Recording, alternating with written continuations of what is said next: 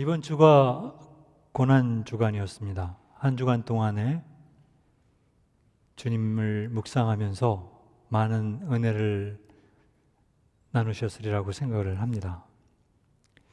코로나 사태로 인해서 여러 가지 어려운 상황을 만나고 있는데, 이번 한 주간 동안 주님의 고난을 생각하며 여러분의 마음속에 주님이 주시는 평안, 소망이 가득했으리라고 믿습니다.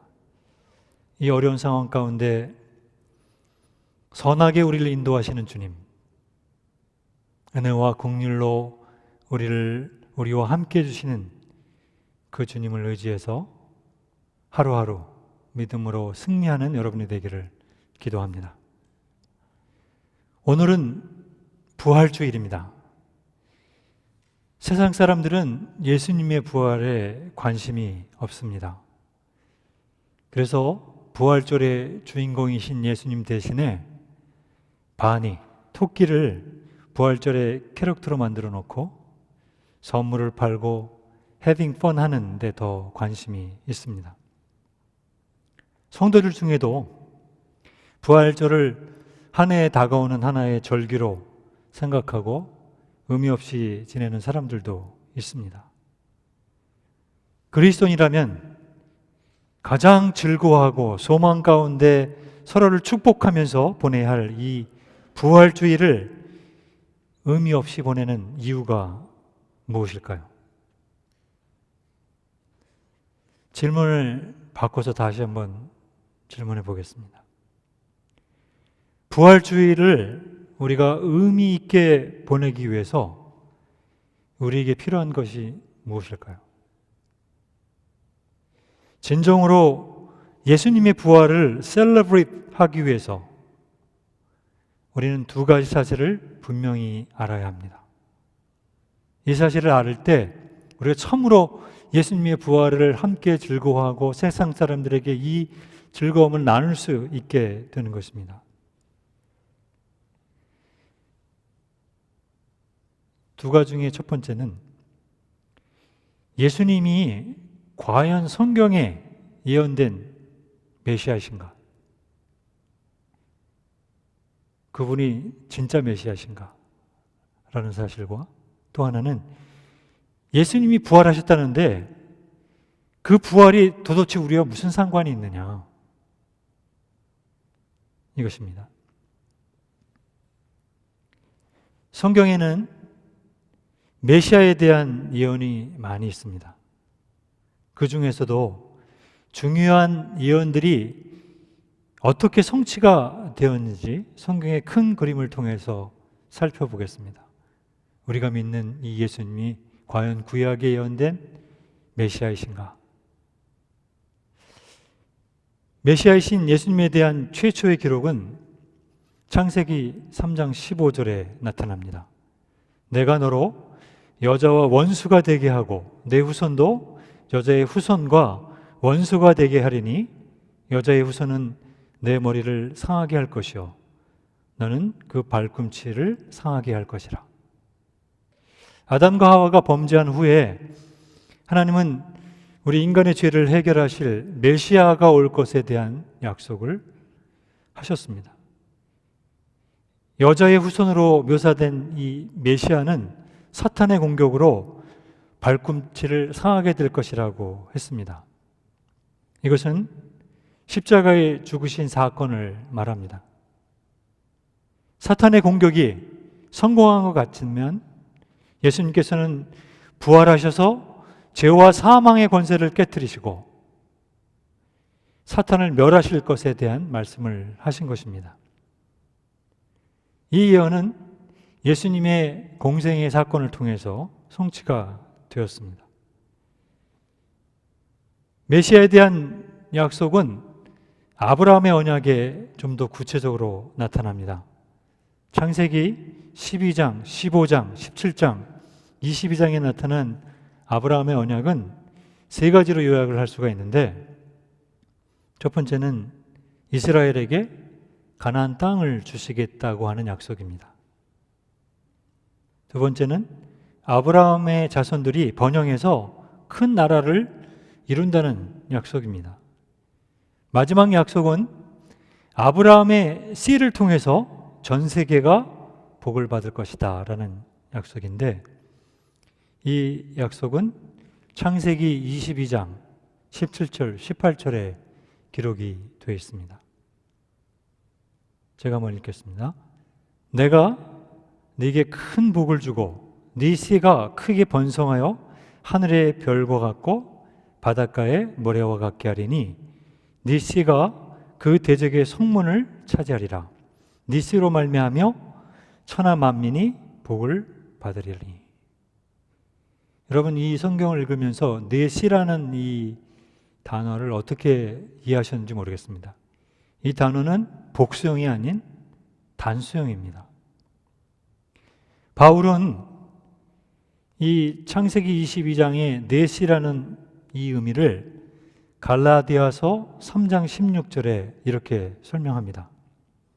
이 약속들은 아브라함과 그 자손에게 말씀하신 것인데 여럿을 가르쳐 그 자손들이라 하지 아니하고 오직 한 사람을 가르쳐 내 자손, 내 씨라고 하셨으니 곧 그리스도라.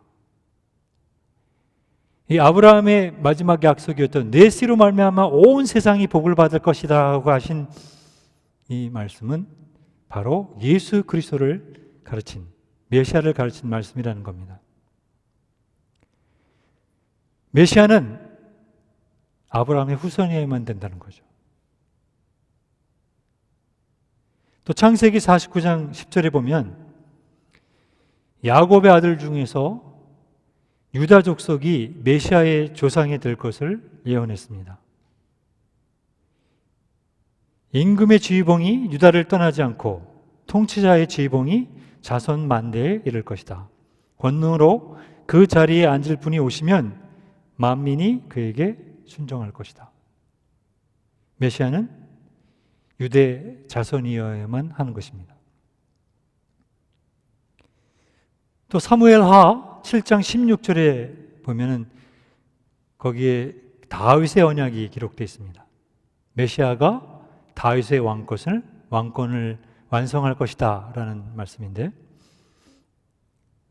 내 집과 내 나라가 다 내 앞에서 영원히 이어갈 것이며 내 왕위가 영원히 든든하게 서 있을 것이다. 하나님께서 다윗의 언약을 맺으시면서 이 왕권이 메시아를 통해서 완성될 것이라고 말씀을 하셨어요. 그러니까 메시아는 다윗의 자손이어야만 합니다. 또 미가 선지자는 메시아가 구체적으로 어디서 태어날 것인가에 대한 예언을 5장 2절에 했습니다. 베들레헴 에브라다야, 너는 유다 족속 중에 작을지라도 이스라엘을 다스릴 자가 네게서 내게로 나올 것이라. 그의 근본은 상고에 영원에 있느니라. 하나님이신 예수님께서 메시아가 베들레헴에 태어날 것이다 라고 예언했는데, 그 예언대로 예수님께서 태어나셨습니다. 또 성경은 메시아가 어떻게 태어날 것인가에 대한 예언도 하고 있습니다. 이사야 7장 14절에 보면은 동정녀 탄생, 처녀가 아이를 낳을 것이다 라고 얘기를 합니다. 이 예언에 대해서 마태는 마태복음 1장 23절에 이렇게 얘기합니다. 보아라, 동정녀가 잉태하여 아들을 낳을 것이니 그의 이름을 임마누엘이라 할 것이다. 하신 말씀을 이루려고 하신 것이다. 그래서 임마누엘은 번역하면 하나님이 우리와 함께 하신다라는 뜻입니다. 메시아이신 분은 반드시 동정녀, 처녀의 몸에서 태어나셔야만 하는 것입니다. 그뿐만 아닙니다. 성경은 메시아의 사역을 준비하는 사람이 등장할 것에 대해서 이사야 40장 3절에 이렇게 예언합니다. 광야에서 외치는 소리가 있다. 너희는 주의 길을 예비하고 그의 길을 곧게 하여라. 이것이 마태는 마태복음 3장 1절에서 3절에 침례 요한이 이 예언을 성취했다라고 분명히 밝히고 있습니다. 또한 메시아는 지난 우리 주일에 설교한 것처럼 스가랴 선지자 예언에 의하면 메시아는 예루살렘에 나귀 새끼를 타고 입성을 해야 합니다. 스가랴 9장 9절에서 10절 말씀처럼. 이 예언대로 고난주간 전주일에 예수님께서 나귀 새끼를 타고 예루살렘에 입성을 하셨습니다. 또한 성경은 예수님 당시에 유대인들이 기대했던 정치적인 메시아가 아니라 고난받는 메시아, 세상의 모든 죄를 지고 가는 메시아로 초림할 것에 대해서 예언을 했습니다. 이사야 53장 4절에서 6절에 보면 우리가 잘 아는 말씀이죠. 그는 실로 우리가 받아야 할 고통을 대신 받고 우리가 겪어야 할 슬픔을 대신 겪었다. 그러나 우리는 그가 징벌을 받아서 하나님에게 맞으며 고난을 받는다고 생각하였다. 그러나 그가 찔린 것은 우리의 허물 때문이고 그가 상처를 받은 것은 우리의 악함 때문이라. 그가 징계를 받음으로써 우리가 평화를 누리고 그가 매를 맞음으로써 우리의 병이 나았다. 우리는 모두 양처럼 길을 잃고 각기 제 갈 길로 흩어졌으나 주님께서 우리의 모두의 죄악을 그에게 지우셨다. 침례 요한이 예수님께서 제자들과 이렇게 함께 지나가는 것을 보고 요한복음 1장 29절에 이렇게 얘기합니다. 보라, 세상 죄를 지고 가는 하나님의 어린 양이로다. 마가와 누가도 예수님께서 제자들과 함께 가졌던 마지막 만찬에서 예수님 자신이 세상 죄를 지고 가는 어린 양이 되어서 피를 흘려 죽게 될 것에 대한 말씀을 하신 것을 기록을 하고 있습니다. 예수님은, 메시아는 모든 사람의 죄를 지고 가는 어린 양의 희생 제물이 되어야 합니다. 근데 여러분 이런 생각은 안 해보셨습니까? 왜 피를 흘려 죽는 희생제물 어린 양이 되어야 했을까요? 우리의 모든 죄를 대신 지고 죽으시는 방법이 좀 더 고상한 방법으로 하실 수도 있지 않겠습니까? 피를 흘려야 되는 그 이유는 레위기 17장 11절에 기록이 되어 있습니다. 새 번역으로 제가 한번 읽겠습니다. 생물의 생명이 바로 그 피 속에 있기 때문이다. 피는 너희 자신의 죄를 속하는 제물로 삼아 제단에 바치라 하고 너에게 준 것이다. 피가 바로 생명을 지니고 있기 때문에 죄를 속하는 것이다. 하나님께서 피 제사를 통해서 죄를 사함받는 그 사실을 분명히 말씀을 하신 거죠.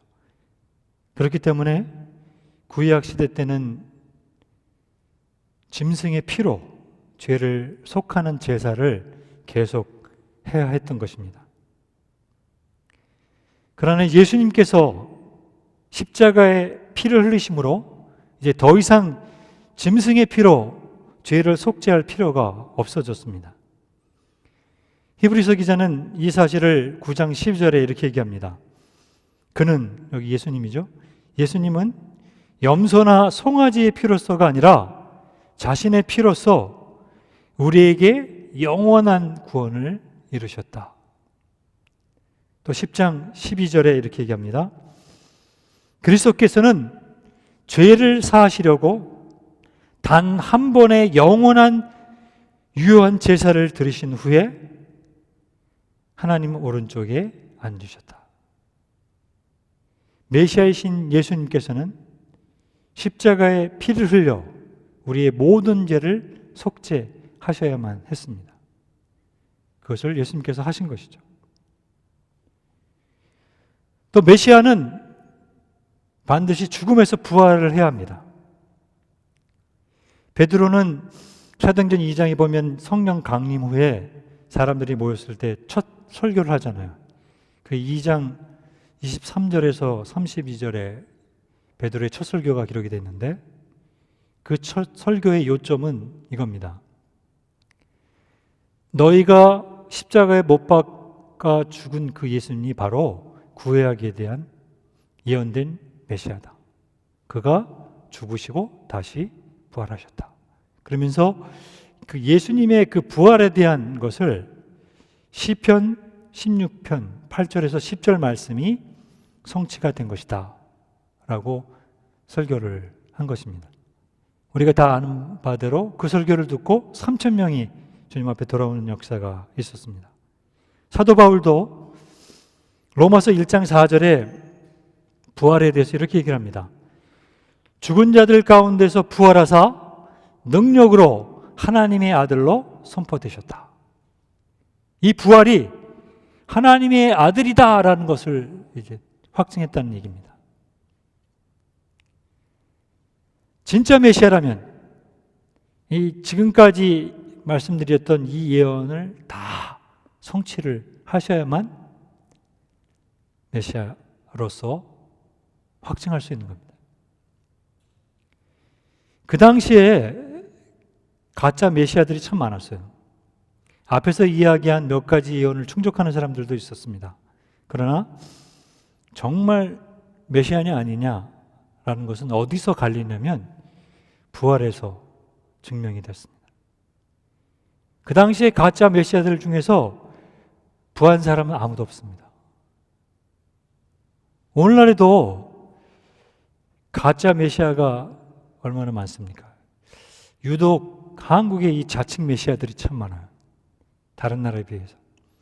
통일교의 문선명이라든지 신천지의 이만이라든지 정인회의 안상홍이라든지 예수왕권 선교의 심재홍이라든지 이런 이단들이 굉장히 많이 성행을 해서 많은 사람들이 미혹을 받고 있는데 이 사람들은 앞에서 얘기한 이 예언 내용에 하나도 충족을 하지 못하는 사람들입니다.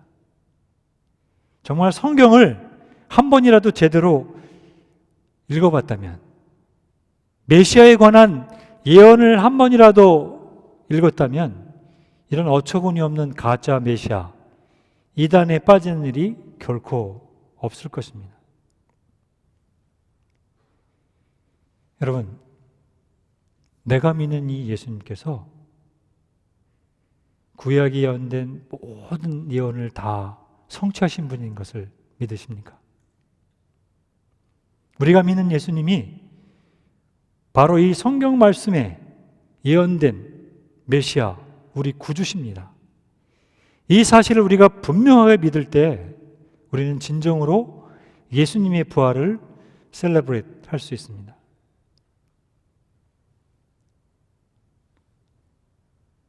또한 우리는 예수님의 부활이 예수를 믿는 성도들에게 어떤 의미가 있는지를 알아야 합니다.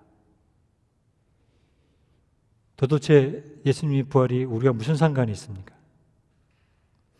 사도 바울은 고린도전서 15장 전장을 통해서 부활의 중요한 메시지를 전하고 있습니다. 여러분 오늘 시간이 되시면 이 15장을 한번 정독하시기를 바랍니다. 그 중에서 오늘 본문을 통해서 예수님의 그 부활이 우리 성도들에게 어떤 상관관계가 있는지를 살펴보려고 합니다. 오늘 본문 20절을 한번 보십시오. 예수님의 부활이 우리와 어떤 관계에 있느냐면 예수님께서 부활하셨던 그 사실은 장차 우리도 예수님처럼 부활할 수 있다라는 첫 열매가 되었다라고 얘기를 합니다. 여기에 이 첫 열매라는 이 번역된 단어는 출애굽기 23장 19절, 신명기 26장 1절에 이스라엘 백성들이 첫 소산, 자기들이 길렀던 곡식의 첫 번째 열매로 하나님 앞에 드릴 때 썼던 이 단어와 연관성이 있습니다. 이 첫 열매라는 것은 수확물 전체를 대표할 뿐만 아니라 후에 거둘 모든 결실까지도 의미하는 것입니다. 그러니까 예수님의 부활은 단지 예수님의 부활로 끝나는 것이 아니라 예수를 구주를 믿는 모든 사람들에게 동일하게 부활할 것에 대한 것을 확증하는 그러한 사건이라는 것입니다. 사도 바울은 21절에서 23절에 이 사실을 좀 더 설명을 합니다. 제가 세번역으로 한번 읽겠습니다. 한 사람으로 말미암아 죽음이 들어왔으니 또한 한 사람으로 말미암아 죽은 사람의 부활도 옵니다. 아담 안에서 모든 사람이 죽은 것 같이 그리스도 안에서 모든 사람이 살아나게 될 것입니다. 그러나 각각 제 차례대로 그렇게 될 것입니다. 첫째는 첫 열매인 그리스도요. 다음은 그리스도께서 재림하실 때에 그리스도께 속한 사람들입니다. 그렇기 때문에 예수님의 부활이 중요한 거고 우리에게는 말할 수 없는 소망이요 기쁨이 되는 것입니다. 더 나아가서 바울은 14절에서 15절 말씀에 역설적인 얘기를 합니다. 그리스도께서 만일 다시 살아나지 못하셨으면 우리가 전파하는 것도 헛것이요 또 너희의 믿음도 헛것이며 또 우리가 하나님의 거짓 증인으로 발견되리라. 헬라 성경을 보면요, 이 헛것이라는 단어가 제일 앞에 나와요. 그래서 강조를 하고 있습니다. 헬라어의 의미로 다시 한번 번역을 해서 얘기를 해보면 이런 뉘앙스인 거예요. 헛것이다. 우리가 전파하는 것. 헛것이다. 너희의 믿음. 이런 얘기입니다. 여기에 이 헛것이라는 단어, 캐논이라는 단어, 캐노스라는 단어는 현실적인 상황 속에서 아무것도 얻지 못하는 이 공허한 것, 이런 것을 의미를 합니다. 17절에도 바울이 다시 이런 얘기를 해요. 우리의 믿음도 헛되고 우리가 여전히 죄 가운데 있다. 예수님의 부활이 없다면. 여기에 나오는 이 헛되고라는 단어는 14절, 15절에 있는 단어와 다른 단어를 썼습니다. 이 단어는 마타이아라는 단어인데 이게 좀 더 굉장히 센 단어입니다. 현재뿐만 아니라 미래에도 아무것도 보장받지 못한다. 허무한 거다. 이런 의미가 있는 겁니다. 예수님이 부활이 없다면 현재 우리가 하고 있는 것, 미래에 우리가 얻을 것, 이게 다 아무것도 아니라는 거죠. 그래서 19절에 사도 바울이 뭐라고 얘기합니까? 만약에 예수님의 부활이 없다면 세상에서 가장 불쌍한 자들이다. 이렇게 부활의 중요성을 역설하고 강조하고 있습니다. 예수님의 부활이 없다면 기독교의 모든 메시지는 설득력이 없는 가짜라는 겁니다. 우리가 신앙생활하면서 봉사하고 헌신하고 헌금하고 선교하는 그런 모든 수고들이 다 헛것이라는 것입니다.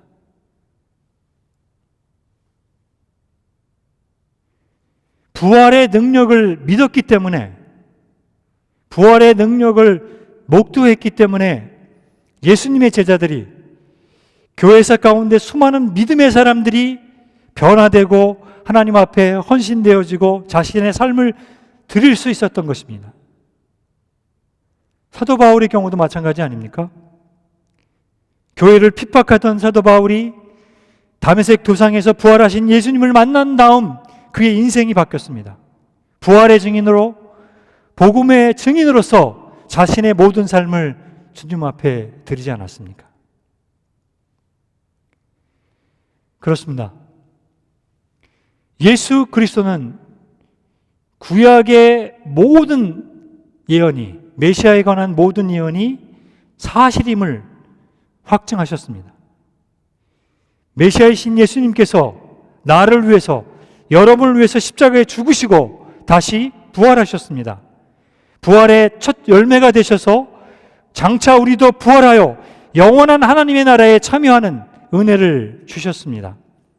진정한 소망, 진정한 평안, 진정한 삶의 가치를 우리에게 주셨습니다. 이런 메시아 예수 그리스도는 부활하셨을 뿐만 아니라 승천하시고 이제 다시 만왕의 왕으로서 심판주로서 우리에게 오실 것입니다. 이 언은 장차 이루어질 것이에요. 그렇다면 장차 올 부활의 삶, 마지막 심판을 준비하면서 우리가 어떻게 살아야 할까요?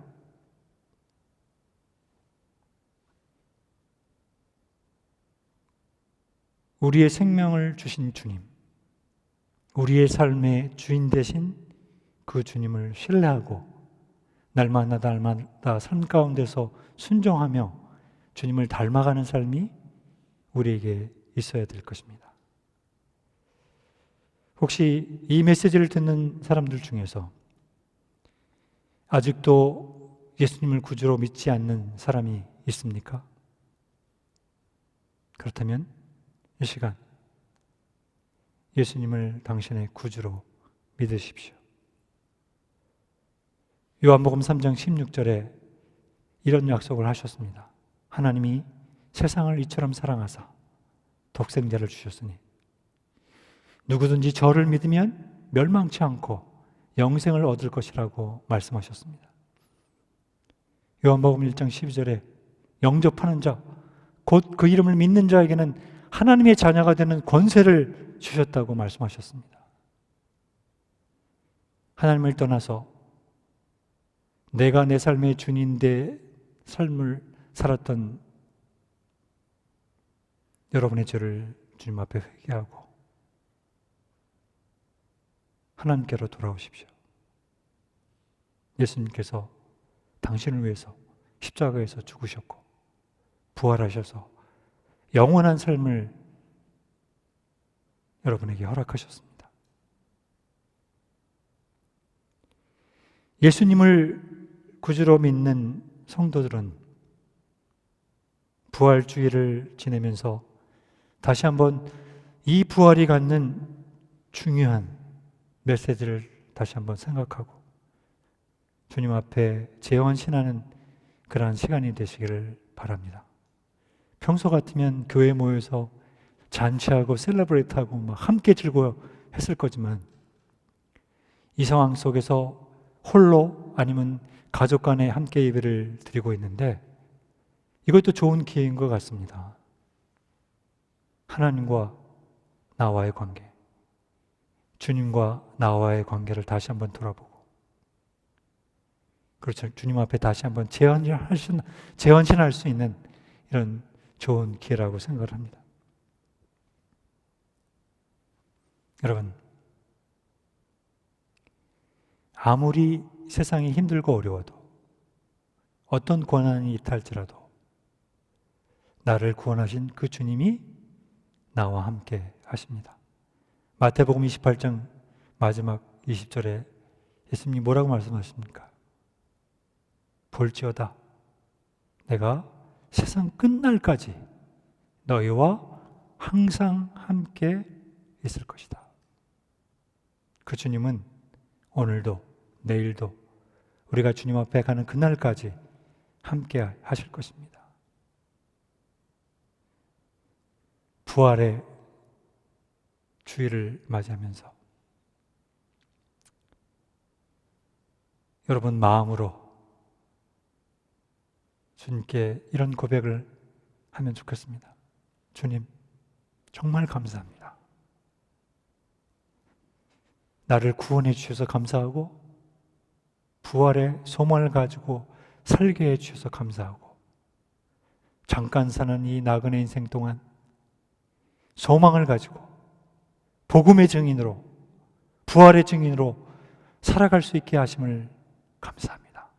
이런 고백 저와 여러분이 함께 하기를 소원합니다.